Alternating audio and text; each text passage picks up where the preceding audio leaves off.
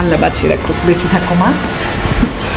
আপনি আমাকে হাসি মুখে বিদায় দেন মা, আমি চলে যাচ্ছি। চলে যাচ্ছ মানে? কি বলো এসব?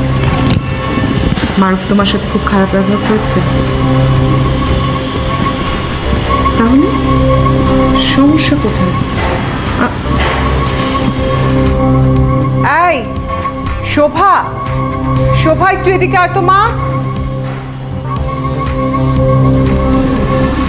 দেখ তো, ও নাকি চলে যাবে। এটা কেমন কথা? কালকেই মেয়ের বিয়ে হচ্ছে, আজকে চলে যাবে। বাচ্চা মানুষ হয়তো বুঝতে পারছে না, বিয়ের পর মেয়েদের কিন্তু স্বামীর বাড়ি হচ্ছে আসল ঠিকানা, একদম মৃত্যুর আগ পর্যন্ত। মা আমি এসব জানি। তাহলে পাগলামি করছো কেন? আমি আসলে আপনাকে যেটা বোঝাতে চাচ্ছি আপনি সেটা বুঝতেই পারছেন না। শুধু কি একটা ঘর দিয়ে সংসার হয়, আর কিছু লাগে না?